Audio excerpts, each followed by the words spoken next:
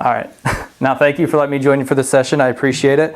Today we're going to start like we normally do. We'll have a little introduction, then an activity on focus, and then a little debriefing at the end to kind of apply this to how we can do for when we're playing on the course. So to get started, how have we felt about the 2 tournaments we've had so far? We feel that we've done well, and we feel good going into this weekend as well? Yeah? Awesome. I know that we've gotten off to a good start, so that's great to see. So the activity we're going to do today is going to help us on focus. When I spoke to Coach, I knew I outlined 3 ideas that I had for this session. I decided on focus because we had obviously the long fall season, and now we're getting into the latter half of the spring season as well. So I thought that this would be kind of a good refresher to help us on how to stay focused and how to kind of keep working towards what we've been going towards all season. So we have, what we're going to do today is a concentration grid exercise to help us with our focus. How many of us have done concentration grids before or know what they're about? A couple of us. So when you get this, what you're going to see is obviously 2 grids here at the top. They're going to be numbered 1 through 100. We'll focus on the first one, the top one first, and you guys will complete those at the same time. I'll give you a minute to do that. Do whatever you feel you need to do to stay focused. I'll give you a number to start at, probably like 25 or 30 or something, and from there you'll start at 30, find it, cross it off, find 31, cross it off, find 32, and so on and so forth. For the next one, the bottom one, and I'll explain this when we get there as well, we'll be split into 2 teams, so 4 and 3, just opposite sides of the table. And we'll have this team go first, and while they're doing their second part of the grid, you guys will be distracting them. So that's what I'll need from you is some energy to distract them. You can choose whatever you'd like. It can be golf distractions, you know, the front of the green is 120, back of the green is 155, slope is, you guys know more about slope with greens than I do, so you can do stuff like that. Or if you'd like to just be loud and obnoxious, kind of just try and distract them any way you can, that you can also do that. One thing is you just can't be physical, so anything except physical contact, all right? So we can do that. So I'll pass these out for you. Go ahead, grab one, pass it down if you could for me. Everybody got one? Everybody got a writing utensil? One more? There you go. Alrighty, so I'm going to give you 1 minute on this first one here. So you're going to have silence. You're not going to have any distractions at all for you, okay?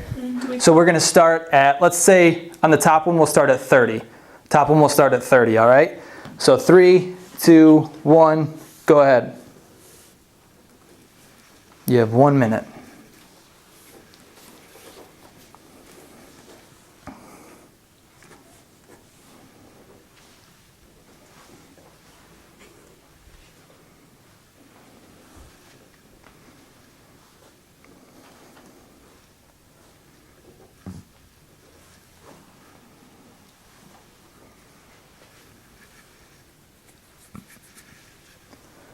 You have 30 seconds.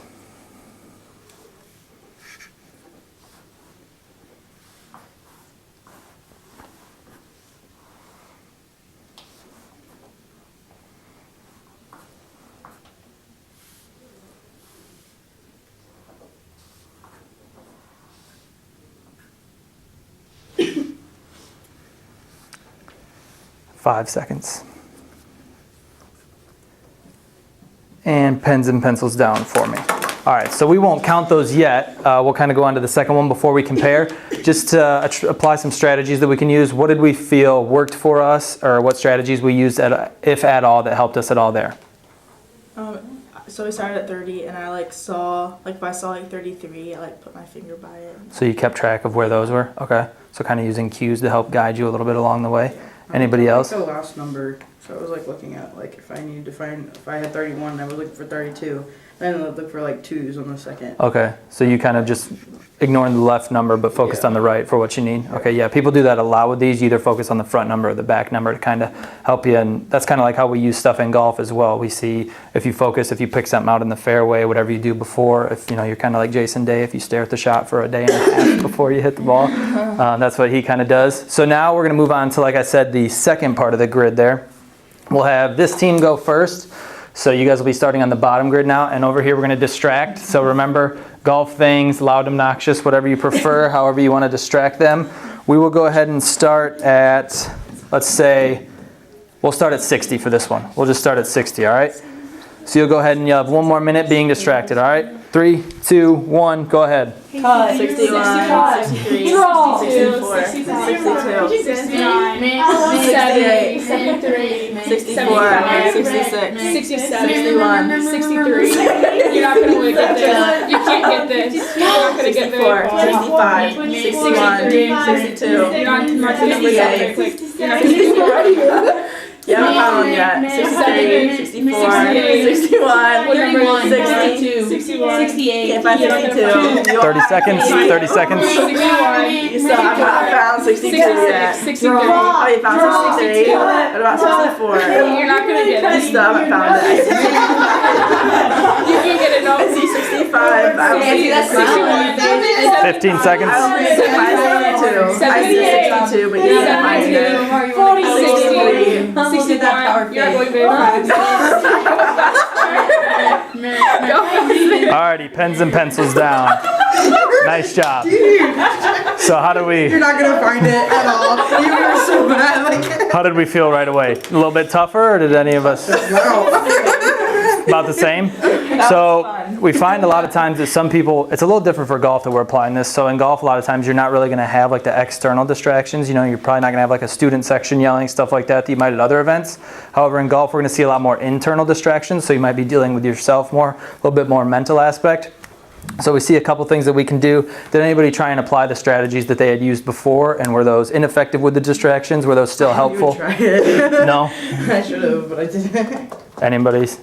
Did you? I just tried to do what Reese did and look for the second Okay. third, Did that seem to work for you? but yeah. Yeah? Okay. Laughing at that. So kind of just ignoring the distractions and still using the strategies that you found helpful. And you said you did about the same, correct? Yeah, I think so. If Okay. not better. Were we about the same, or did we drop it all mainly? It looks like we did pretty similar. Dropped. Alrighty, so now we're going to have the team of 4. You will have a minute. We're going to go ahead and start at 60 as well. And we'll have distractions over here. Team of 4, try and focus as much as you can. Try not to let them get to you if you can, alright? Alright, ready? Start at 60. 3, 2, 1, go ahead. Holly's a cheat. We're 62. It's okay. Like you're so bad at this. You're never gonna even find 61. You can't even find 61 yet. I literally already had 61. Holly, you watch me do Oh my it. god. Oh, there's 70. There's 70. 65, 60, 63, 62, 70. Holly, you're making her golf. That's the 78, 61, 63, 65. How does it feel that Sydney went more than you? We have 20 seconds left. Emily, you can't even find 63. No. You've literally got through the list. 63. So you're like I'm trying to think One- of song. We're so bad at distracting them. 61, 63. Do you know that Sydney's better than you No, at you this forgot game? 63. Probably Gwenny too. Alrighty, pencils down. Pencils down. So, how did we feel about the strategies that we used last time? Did we use any different ones? Did we use similar ones? I tried to use Reese's strategy of like looking at the first or second number and it didn't Okay. work. Didn't work for you? I didn't know. Okay. Oh, you forgot It worked for you? Yeah. Alrighty. You had more? Awesome. So what we can do now is go ahead and count your top chart. How many you got? Put a number to the right or left. Go ahead and count your bottom chart. Put that number to the right or left, and we'll see how we did.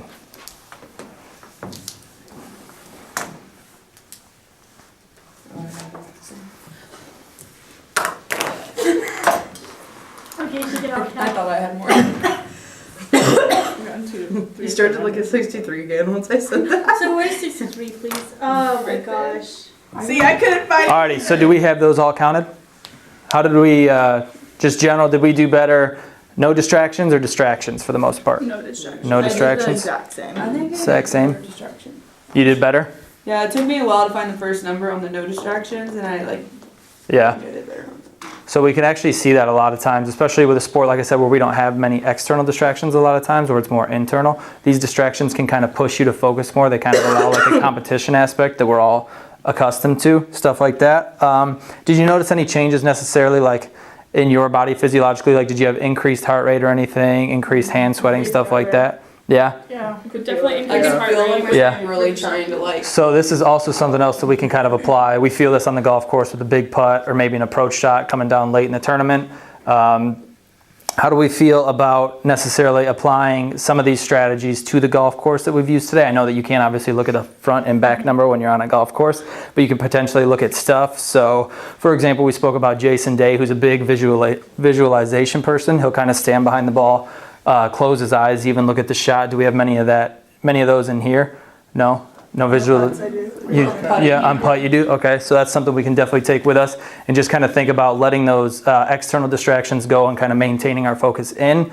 Another big one that I'm sure we're all familiar with, Annika Sorenstam, one of the greatest golfers that we've seen. So she recently spoke at a conference and she kind of spoke about the difference between the thinking box and the playing box, kind of separating our emotions there when we're playing. So she used her glove, and when we putt, do most of us take our glove off, and then obviously when we go to drive, we put it back on. So kind of that distance between when you finish putting and when you go back to the tee box, that can kind of be your thinking session there about the hole you just played and what you can do to improve, what you need to carry over to the next hole. And then however, when we do get to that tee box and we kind of strap on the glove there, then it's ready to go.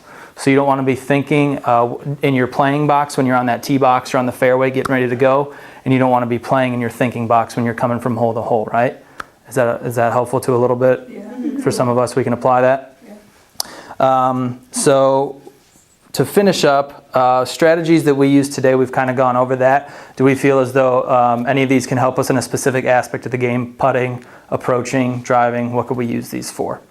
I think picking something like the glove thing, or just like I take the same amount of steps to my ball every time, so just like focus on the little things so you're not like focused on other stuff. Okay, so kind of a routine then you Yeah. see to kind of get you in there and get the mindset. Mm-hmm. All right, anybody else? I think, like sometimes when you're on the greens, people will stand places or like move while you're putting, or you'll run into some people that just are like that on the greens. And to me, like I really ever notice anything surrounding me, but like I know like after like my parents would be like, "Did you see that?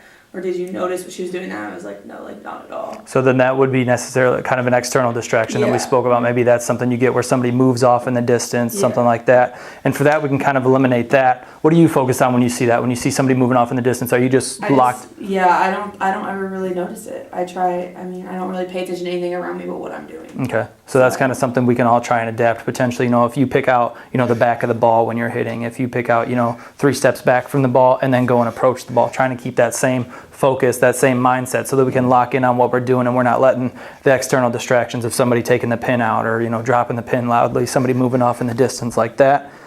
Anything else that we used here today? Any really increases in breathing or anything like that that we can kind of use to help us with our focus? Anything along those lines? I think trying to like keep your breathing and like your heart rate just very steady and not Okay. letting it like increase or anything Right. like that will help us in like just hitting shots very similar each and every time. Right, and that'll not only help with our focus, but kind of our composure too when we're in those instances and have stuff like that to help us out. So to wrap up and to debrief here with the summary, so what were the main differences you would say, how you felt or how you thought between the distraction and the not being distracted session? Obviously the noise and stuff, but anything else kind of internally that it brought out in you, kind of a confidence or kind of a worry at all? I think just trying a lot harder. Yeah, when you have the distractions really, and stuff. Really trying to not focus on everything. Makes you kind of look in harder and stuff like that. And we spoke about kind of how we responded with maybe our patterns of looking at the first number or the second number, stuff like that, kind of our breathing, or just ignoring everything, trying to focus in really. And we focused on that we can use that on the golf course necessarily if you pick out or if you have a specific routine, if you pick out something in the distance to focus on when you're hitting your golf ball, or the glove like we spoke about with Annika Sorenstam, that practice the thinking box to the playing box and how we can do those.